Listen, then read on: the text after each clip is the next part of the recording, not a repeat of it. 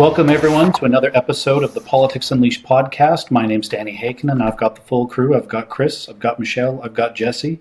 We're here to give you no spin, just the facts. And like, subscribe, and follow for more content. It really helps us with the algorithm. And let us know what you want us to unleash on next. So we're here recording in my house. Michelle, how was your drive over? Awful, especially the residential roads. They haven't been plowed. It's extremely dangerous to drive on those roads. And I feel bad for people that have real mobility issues because it's going to be nightmarish, if not impossible, to get through that snow. Yeah. They've also expanded the sidewalks and the curbs as a traffic controlling measure. The problem is if you want to turn onto the main road, it gets even harder to swing out. So really, what was 2 lanes of traffic is now 1.5 lanes of traffic. Yeah. How about you, Jesse? Or sorry, Chris. I was just going to say, according to the mayor, how could you have expected snow in January in Edmonton? I mean, this is an unprecedented occurrence. And in December. Yeah, we had, actually it's funny, I did a post on this and then Carrie Diop was comparing it to Ottawa. Mm-hmm. And what I found really fascinating is that people started sending me stats. So Ottawa's 50% of the kilometers, but more area. Right. Which is weird. Mm-hmm. However, they've cleared all their main roads and residential roads 2 weeks ago. Now we're snowing, so every time Edmonton gets a snowfall, apparently it resets. Is that what we heard on Twitter? But yeah, it's pretty bad out there. I think everyone needs a 4x4 in order to drive in Edmonton right now. Mm-hmm. Yeah, and even then, it's a chore. In the north end, near one of my stores, they didn't plow, or they did plow. They plowed down the middle, and no one that was on the main road there, the side street, there's supposed to be a parking ban, and so now they're buried in windrows. So what should be 2 lanes of traffic is now 1 lane of traffic, poorly plowed. And the question I have to ask is why didn't the city just tow these people? Extra cost, charge it to them. They're not supposed to be parking there. That was debated actually, and what council said is they have no money to do towing, and they don't want to do cost recovery because they think eventually there'll be nothing to recover. Therefore, you'll have to lay off all these people. But I just think in Edmonton, there's always going to be people to tow, but it's at the expense of everyone else, right? I mean, if you don't move your car. And, I think to myself, with all the infill and no parking stalls, everyone's parking on the streets. Where are they all going to move? It's getting pretty bad out there. Yeah, well, and all the windrows that you see there. In the first snowfall, they did really well in pushing it onto the sidewalk. And then they just it's like the next crew just gave up. So either way, be safe out there and enjoy. Today's episode, we're going to be talking about healthcare. Obviously, there's some stuff there in the death of 44-year-old man here in Edmonton. Yeah, Prashant Sri Kumar, as well as some escape from healing lodges, which turns out that's a thing too. So let's get into it. Michelle, a 44-year-old man by the name of Prashant Sri Kumar passed away in the ER.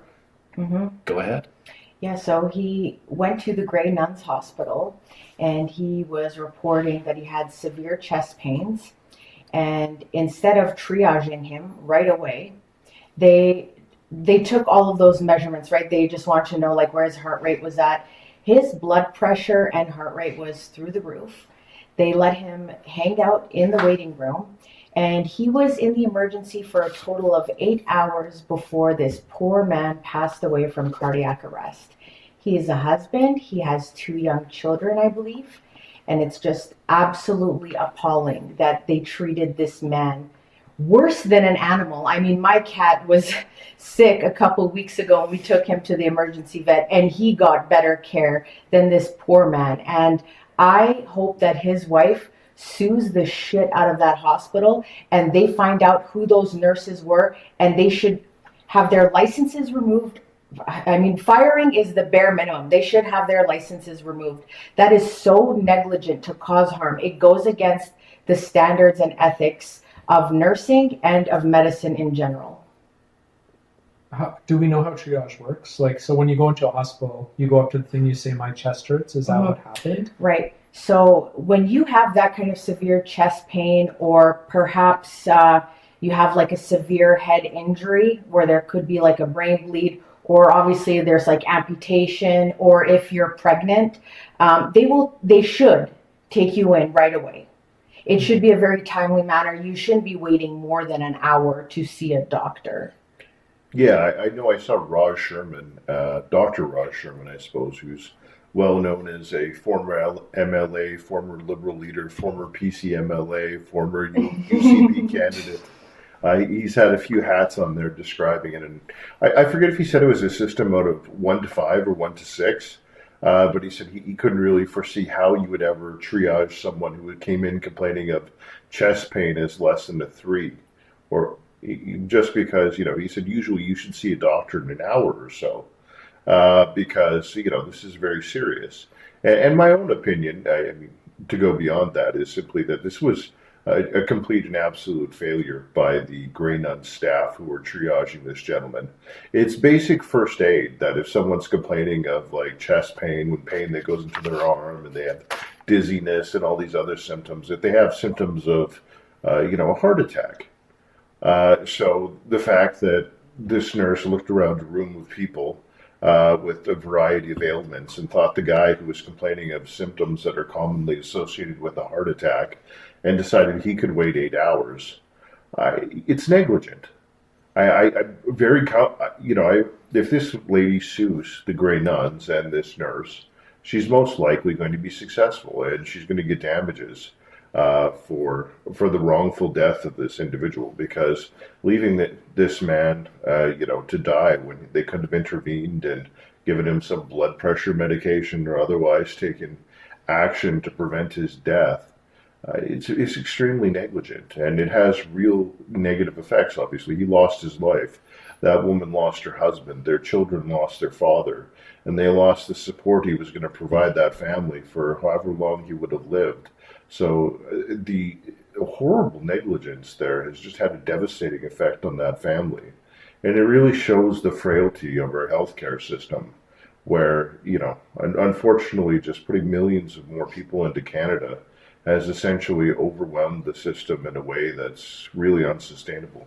So actually, Chris, I believe that they gave him like a Tylenol for cardiac arrest. That's insane. Instead of actually giving aspirin, usually when you're experiencing those kinds of side effects, they're going to give you aspirin, right? Because it's a blood thinner. But instead, they just gave him a Tylenol. Oh, yeah, I know. I'm going to go off on this one. So,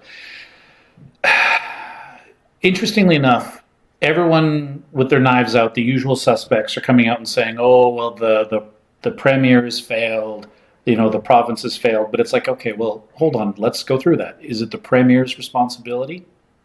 Premier oversees all of Alberta. However, it would not be the minister's responsibility. So now we have 4 ministries, and AHS now oversees hospitals. So would that be their responsibility? Or does responsibility fall, as Chris mentioned, on the doctors and the nurses and the people who were there at the moment that could have said, hey, you know what? There's a guy in another room and he's got a broken limb. We'll set it, put him on a gurney, wheel him out into the hallway.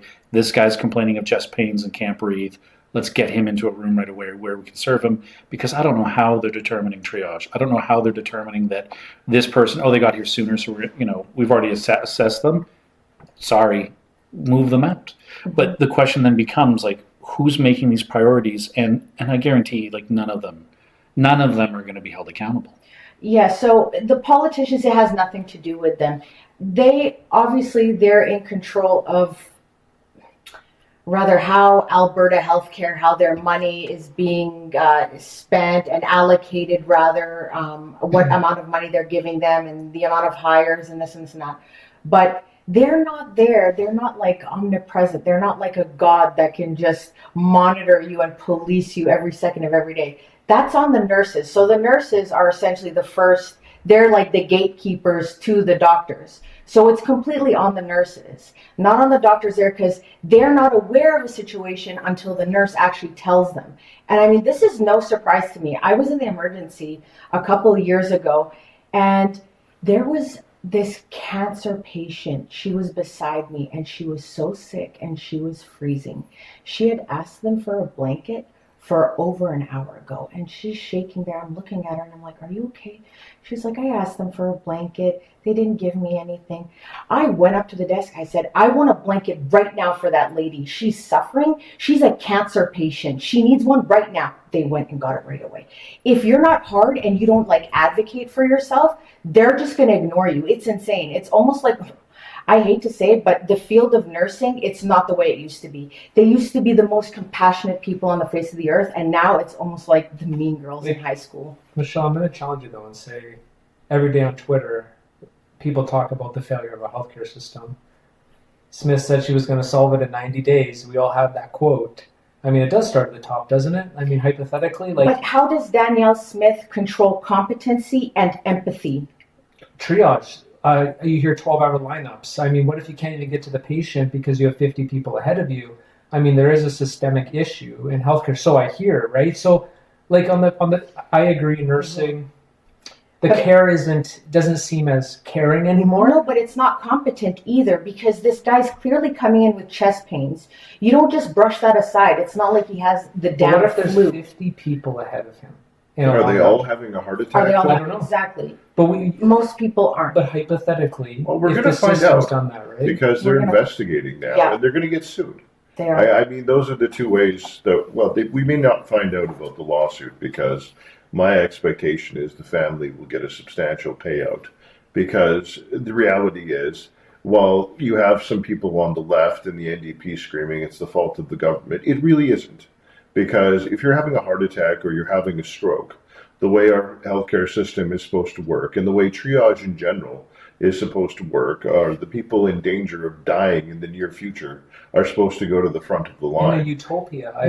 That's how it's supposed to work, and yes, it's the nurse's in a utopia job. where we don't have a backlog. It's the nurse's job to sort out who is ill but not in immediate danger of dying, and who is in immediate danger of dying. And the difficulty is that it's very basic and elementary, to the point you get taught in first aid what the symptoms of a heart attack are. So the fact that this nurse was advised of all the symptoms of a heart attack and just said whatever, it's negligent. Mm-hmm. And that's not the government's fault. That's the person who's actually doing the job, dropping the ball and screwing up, which is why they're going to get sued, because that's likely not going to be found at the end of the day to be within a reasonable standard of practice of a triage nurse, to look at someone who's experiencing heart symptoms and complaining of symptoms that most people would reasonably assume are associated with some kind of imminent heart attack, and saying, well, that person can wait indefinitely. So it's not really an issue of care. I mean, sure, if we had an infinite amount of healthcare and an infinite amount of doctors to see everybody who came into emergency, yes, this problem could have been avoided. But we don't have an infinite amount of money, because we don't have an infinite amount of anything. There's always going to be scarcity. Even if we came up with another $10 billion a year for healthcare from somewhere, I don't know, maybe oil triples in value, who knows? And suddenly we have tens of billions of dollars more we could spend on it. What would happen is we'd still have lines at the healthcare, we'd still have to triage, and if the nurses screwed up and ignored the symptoms of a heart attack, this guy could still walk in there, give them all the symptoms of a heart attack, and die in the waiting room. So it's not a matter of the government not providing enough money. It's that the people who are supposed to use the money to do their job and treat people screwed up really badly. And it's a horrific failure. They dropped the ball. And ultimately, I expect they're going to get sued. They're going to have to do something to try and correct this. I expect their investigation will find out, well, I guess we really should have seen this guy and had a doctor see the guy who was complaining about heart symptoms earlier. And we should make sure, and I'm sure the remedy will be something trite, like have all the triage nurses review what the symptoms of a heart attack are, and they'll have a little in-service or something at the Grey Nuns about that. And then, Alberta Health will say, we have fixed it. But ultimately, I mean, that's the problem. They dropped the ball. So I want to touch upon the funding thing, Jesse, because so for everyone watching this, we used to have AHS as like the head purveyor of healthcare. They paid the doctors, they set policy, they governed everything, and they were massive. And it was a huge bureaucracy. So then what did the Premier do? They created 4 different health ministers: acute care, primary care, mental health, and addictions, essentially saying, okay, if this massive bureaucracy can't be held accountable to care for addictions and mental health and acute care, fine, we're going to have smaller ministries that we know this is your responsibility. Now AHS just runs hospitals. So if a hospital is being poorly run, you now know whose responsibility it was. So to your 90 days point, yes, Daniel Smith did say that in 90 days we'll fix this. I suspect that was mostly because people wanted to see motion done on healthcare. They care about it. But the reality is that you're decoupling this massive beast from the system. It's going to take so much longer. I will say this to credit her. She did open up more acute care agencies. Okay. Yeah. And that's the thing. A lot of people aren't going to those kinds of facilities, right? Because they handle cases that they might be more severe than just a walk-in clinic, but not enough to go to emergency. Oh, yeah. But people aren't utilizing them properly. So that's again on the people, right? I'm not, and I'm not. Yeah, I'm not. No, and it's perspective. I'm not criticizing the Premier on this one.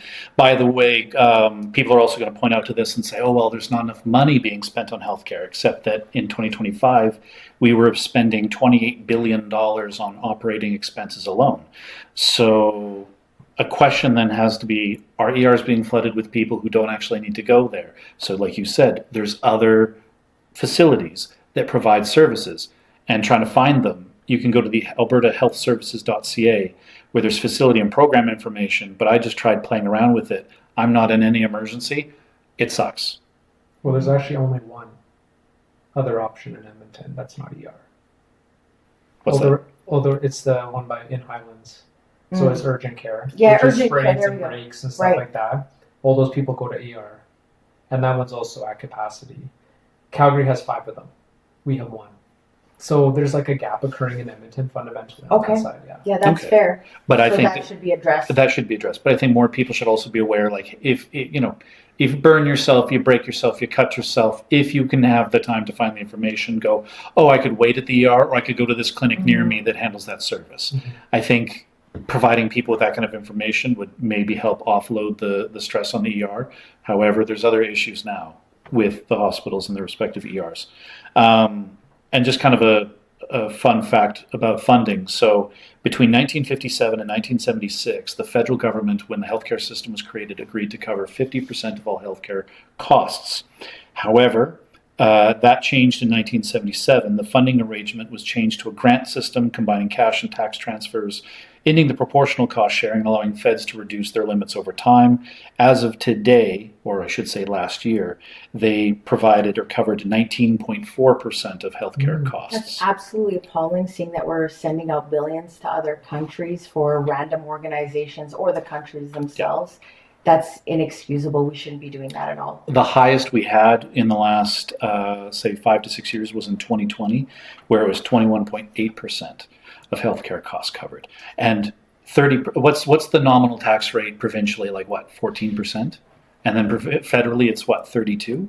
So a majority of the money leaves the province. Depends on your tax bracket. It does depend on your tax bracket. Somewhere between, I think it's 8 and 14. Okay, so but at the highest tiers, right, at the highest levels, money leaves the province, and not enough of it, I would argue, comes back to us.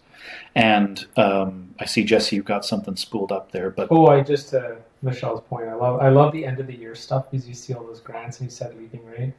We sent $20 million to Pakistan for reproductive health stuff.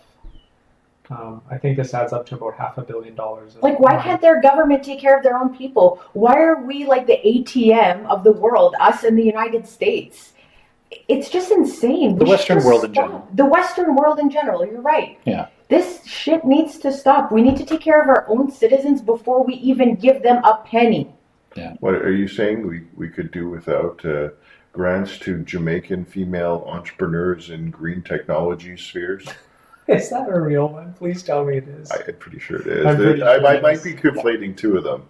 Scratching them together, but I know they announced multiple programs to Jamaica. Well, way to I go. They're think going to it's watch this show and they're going to make that one a heading too. It's several $100 million is my recollection. Okay, and then let's to look at how Jamaica, much we've although- given to Ukraine. It's what is it in total right now? Is it $24 billion in total? It's Well, up there, yeah. So the question is, how much have we pledged them and how much have we given them? Because we've pledged, there was a time where we pledged, or we told Haiti, we'd give you all this money, but you need to report. And because they were so corrupt, they never got a dime. So the question is, yes, all this money is being pledged to Ukraine, but what are they actually following through to get it? Well, they're That's- building that ski resort. Yeah, I saw that. What? I'm not okay with it. Oh, dude, they've built a ski resort. There's so yeah, many the Ukraine actually. built this like mega ski resort for the elite. It's opening like pretty soon. And there's actually multiple businesses that have just like started because of the funding. Like they were given money to open up businesses. It's inexcusable. We shouldn't be doing this. Well, to finish on the point of funding, so yeah, right now we're getting 19.4% of our healthcare costs covered. So if you have friends and people in your life who are telling you that the provincial government isn't funding healthcare properly, here's you can go point out to this, is that the major change that occurred, that 50% was in 1976. What else happened in 1977, I should say. What happened in 1976? The election of Pierre Elliott Trudeau. The Liberals, who then came in and changed the funding rules, which have now affected everyone. And when there was a rare moment of solidarity between all the health ministers across the country, whether they were Conservative, NDP, or Liberal, they all got together and said, we need more money for healthcare. And Justin Trudeau said, and I quote, "If I were to send people all the money they need in the provinces, there is no guarantee that folks would be waiting less time in hospitals. There is no point in putting more money into a broken system." December 20th, 2022, from the CBC. So everyone said, we need more money, healthcare is crumbling, and the Prime Minister said, tough, I won't put more money into a broken system. Well, the strange thing is, to defend Justin Trudeau, is he's not entirely wrong. The healthcare system is broken. Because what happens every time we put more money into healthcare? It's basically the cycle. It's the cycle of healthcare, where the unions for the doctors, the nurses, and the various health professionals scream that the system is broken. We need more money to run the system. The government injects more money into the system. The doctors, the nurses, and other health professionals absorb all that money in raises. And then they start complaining again that the system is broken and that they need more money to deliver healthcare. And we never actually get an improvement in the system. In fact, with the population growth being what it has been over the decade, it's deteriorated. But all the people working in the healthcare system become more well paid. So it's the vicious cycle of healthcare where the people working there said, we need more money. Then when there is more money, they take all the money. Right. And then the system never gets better. It only continuously gets worse over time. So he's not wrong that giving more money to the system doesn't improve it, because the money never goes to actual improvements. It only goes to paying the people who work in the system, as opposed to benefiting any of the people who need healthcare. And even the people at the top, like the pencil pushers, the HR, those are the ones that are also having their pockets lined with that money. So it's them who's misusing the money. Essentially blaming the bureaucrats for. Absolutely. Well, I mean, we like our earlier topic of who bears the responsibility for the failures. I mean, the Minister of Health or Ministers of Health, their whole thing is they go to the ministry, they provide policy guidance, but it's the employees themselves, the public servants themselves, that actually do the work. So if the work is substandard, who's at fault? Right? And so people always want to look for a scapegoat. They want a singular leader. They don't like they don't want to blame nurses or doctors. They don't want to blame the frontline staff for a lack of care or substandard care or whatever the case might be. They want to go to the political figures that they can dump on, as opposed to the people doing the work. Right? And municipally, Jesse and we talked at length about, bureaucrats at the municipal level. And seems to be that's where stuff gets stymied. So what, if anything, then could be done to prevent, like we touched upon information and these other facilities. So going forward without any major changes to the system, like what could be done to try to prevent this? Probably have like salary caps. And then we also need to decrease the amount of standards for people that are educated elsewhere. I understand if they're educated in a country where their educational standards aren't up to par with ours, but there are many people that are, for example, educated in Australia or England or France or Greece or whatever it is. And they have to jump through so many hoops and repeat so many years of education in order to be considered. And even like residency, for example, the hospitals don't take that many resident students, okay? And so that's why so many of them leave to the United States. And then they realize, oh, hey, I'm getting paid better here. I'm just going to stay. So we're losing it to the policies that ultimately the federal government has imposed on gatekeeping this field. So if they just, and that's what Pierre wants to work on as well, to make a more streamlined system so that we can retain Canadian educated doctors and not lose them to countries like the United States, but then also to make it more streamlined for people that are educated elsewhere. And I think that's going to solve a big chunk of the problem. Chris? Well, we always say we have shortages of physicians, but we also have the College of Physicians and Surgeons, which I hear things from people who have children and relatives who are physicians that when a new specialist is either graduates or is coming into the province, the College of Physicians and Surgeons is trying to keep them from setting up their own practice. Mm-hmm. And instead, they're trying to force them to buy the practice of a retiring physician or specialist, even if it's something where that's delaying the matter by months or years or imposing tremendous new costs. So you also have this kind of medical guild system where they're actually trying to prevent there from being too many physicians and specialists around to keep wages up.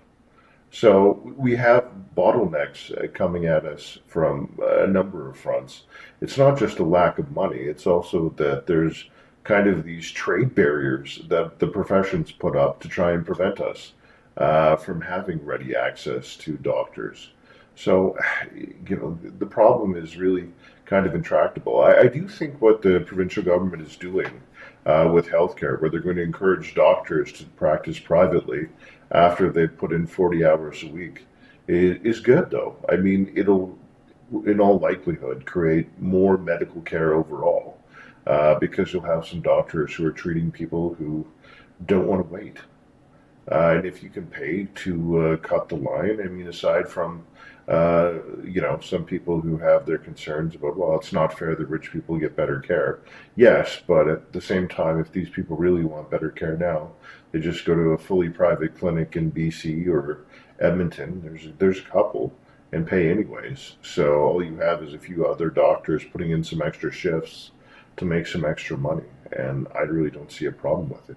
But I mean, it's a good thing for them too, even if you can't afford it, because that means that your wait time is going to be decreased because a lot of people have, just offloaded by paying other private clinics. So it's a win-win for everyone, really.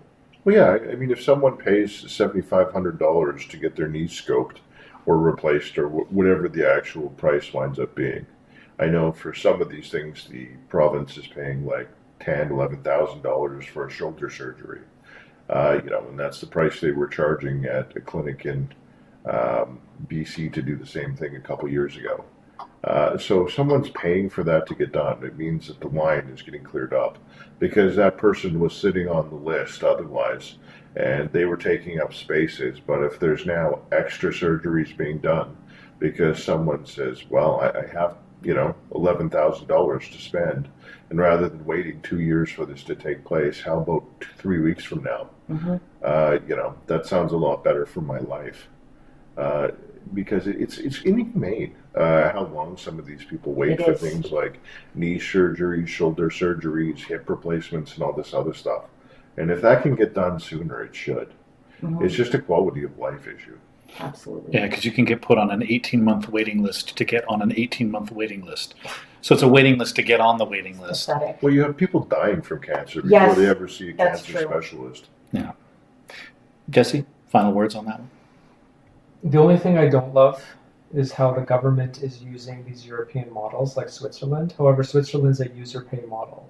So it's not actually what we're proposing here. And I find that a bit disingenuous because you're trying to like promote private healthcare. However, that's not what's happening in Switzerland. It's a paid healthcare system. Right. And we used to have that here, my understanding. And I don't know why we don't do user pay here. Well, what they're doing now is transparently the UK. And the UK is not perfect, but it's not as bad as us. But there's a video circulating where they're actually referencing Switzerland. I don't know. I just find that a bit odd because that's how you lose your argument pretty fast. That'd be my final word. Okay. Well, our next subject matter is on this escapee from a healing lodge. So, for those of you watching, the healing lodge concept was created because Indigenous advocates were saying that the criminal system and rehabilitation system doesn't take into account cultural factors, so we're going to create these minimum security healing lodges where they will be incarcerated, but it will be more sensitive to their cultural concerns. Unsure, there's only two that I know of here in the city. There's one for men, one for women. And this escape occurred at the men's facility.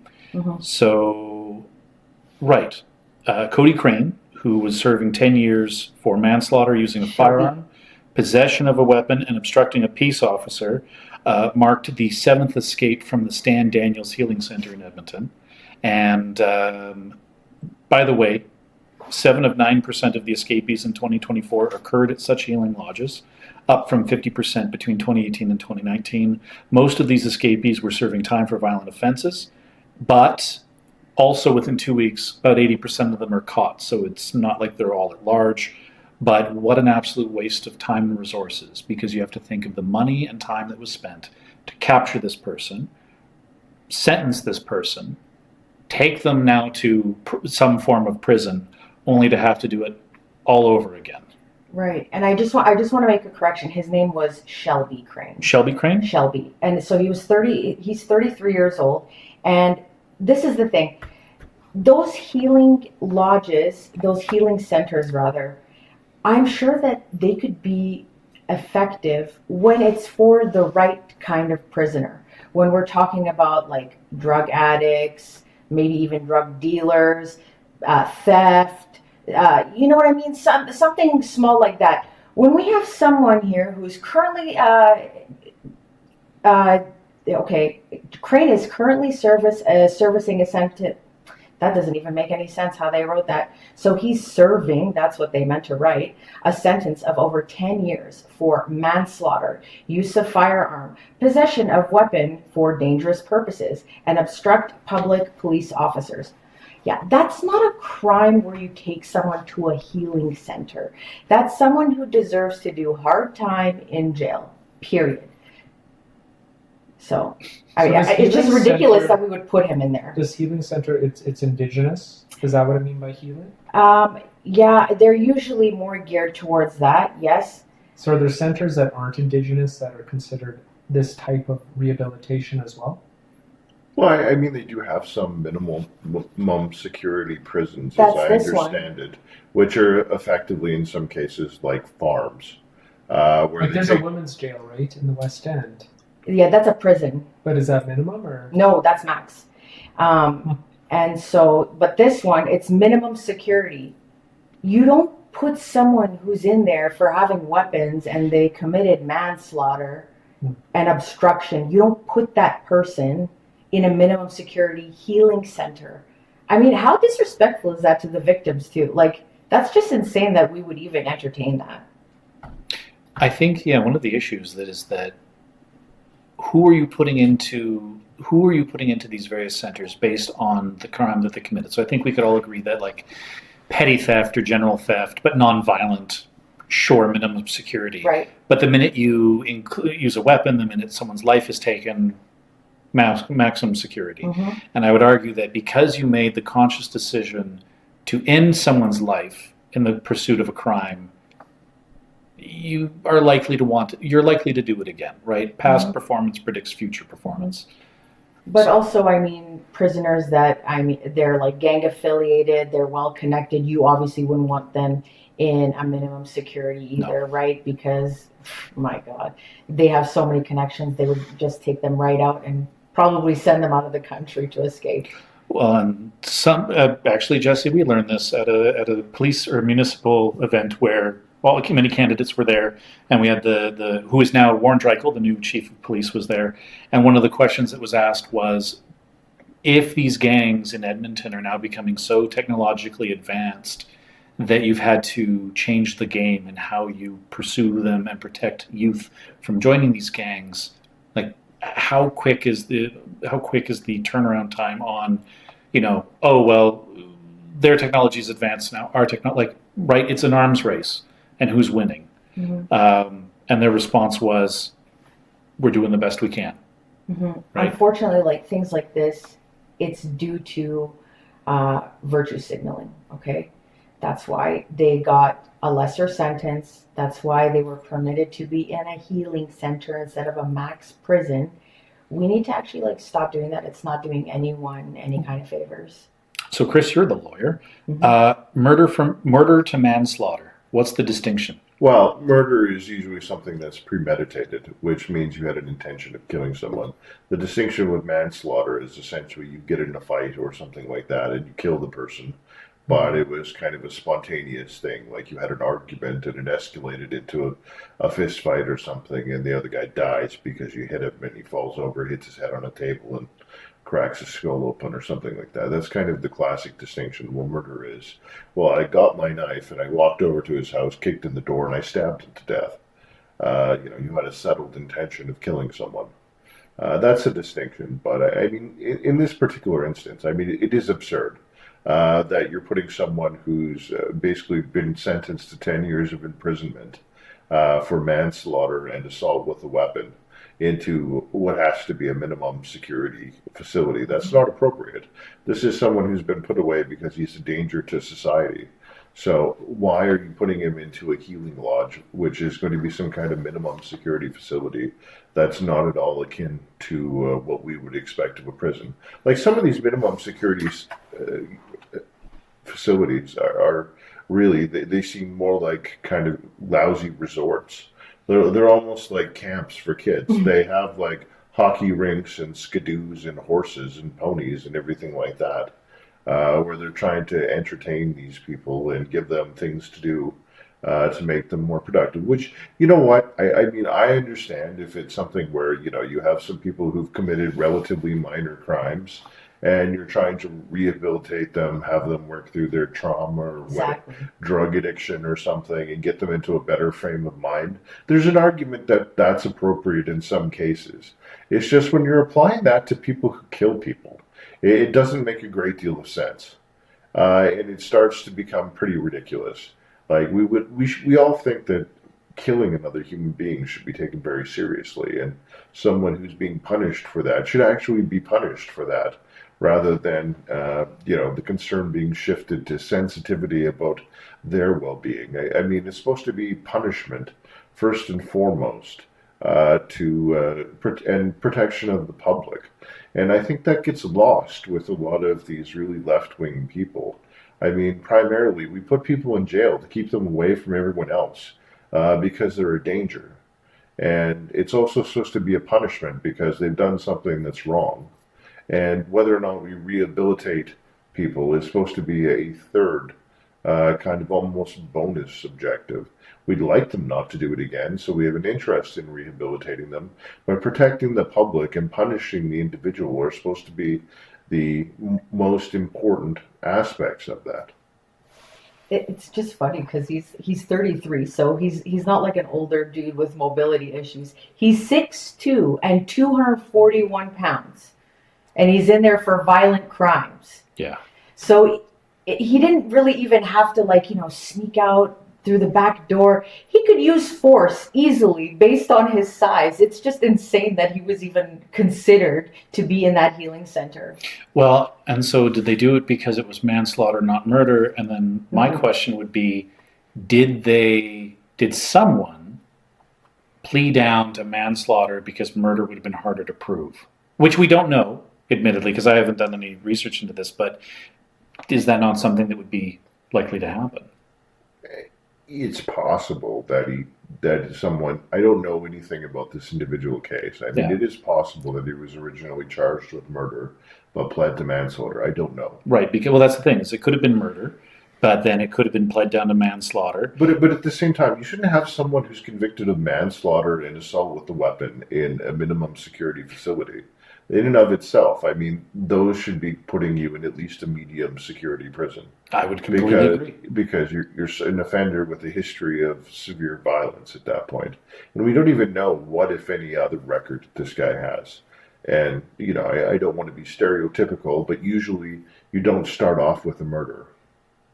Or manslaughter, as the case may be. People usually have a checkered past that escalates, as opposed to kind of starts off at the top of the heap.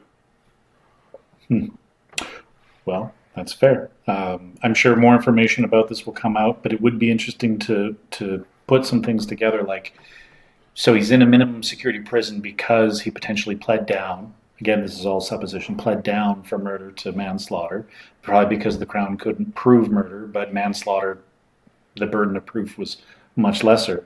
But then also because he's Indigenous. That's mainly it. Well, Because it's probably there's why he's in the facility. So no, Right. of course it's why he's in the facility, but it's a confluence of events that have come together to say we're going to put you in this minimum security place instead of the optics of no, you killed somebody, we couldn't prove that you killed him, but you should be going to a medium security or more. And I wish I had the name of this other guy, but he committed a horrendous crime and they didn't want to do that much for him. He pretty much got a slap on the wrist just because he's a visible minority. They really need to stop virtue signaling. It's not doing anyone any favors. I think it is virtue too. There's a quote here from one of the leads of there's 10 across Canada, and she goes, she notes many men are at the lodge have discovered aspects of their identity that were previously unaware of. This in turn helps them understand their past decisions and motivates them to change. Oh, really? That's interesting That's the because we success have a lot measure. of repeat offenders here in Canada. That is so interesting. Wow. Yeah, So inspirational. I think it's definitely a virtue signaling It identity is, politics yeah. type of thing. Wow. It is. And really, I mean, do you need to sit around in a sweat lodge to figure out it's wrong to kill people? Yes. I Yes. I mean, it's just an absurd It is. proposition. It is. It really is. I mean, it's fine for them to have these cultural practices. Absolutely. There's nothing wrong with that. No, there's nothing wrong. But at the same time, the idea that suddenly, if you go essentially sit in a sauna and listen to someone sing and drum, that suddenly you're going to realize that it was wrong for you to have gone and killed someone. I mean, it's preposterous and it's absurd. And it's just virtue signaling on the behalf of the government. What we should be doing is putting these people into, like, I think it's Costa Rica that has those really, really hardline prisons. Or is that it was El Salvador? El Salvador has the president Strict. is so amazing. He's such a wonderful guy. I mean, he's changed so much in that country. And those prisons used to be so dangerous. And now they have like facial recognition systems. They all have like work placements, almost like entry level trade studies. They have so many things to do over there, and it's amazing. They also don't let the gangs control the prisons. Right. And so many of those prisoners now have skills and they're actually looking forward to work. So they're actually putting in the work so that they can be better human beings. But sitting on your butt and doing different kind of rituals or going horse riding or canoeing, that's not doing anything. Again, that's like a camp, okay? What you want to do is actually give them life skills. Not just that it's, sure, unpack some of the trauma, whatever, okay? I understand there's some legitimacy to that. However, the overwhelming thing that's important is providing them with actual skills so that they don't have to resort to being in a gang or being a drug dealer or whatever. That's ultimately the issue, right? These guys don't have education, and now they're entering into this job where, oh wow, I'm making a shit ton of money, and I don't even have to go to school for it. I don't have to even work that hard. Sure, it's dangerous, but I'm going to be raking it in. Give them skills so they're not desperate to go back to that. But I'm okay with sending murderers to the gulags. I mean, that seems appropriate to me. You know what? I had something I was going to say, and I just lost it. So Sounds like time for the next topic. I think so. I think it's time to move on to federal provincial. Well, folks, thanks for sticking around for the provincial subject matter. Next episode, we'll be talking about federal stuff that's happened and international. I'm Danny. Chris Battleluck. Michelle Badalek. Jesse Watson, and Happy New Year's, everyone. Happy New Happy Year. New Year. Like, follow, subscribe, and follow us for more information as we go along.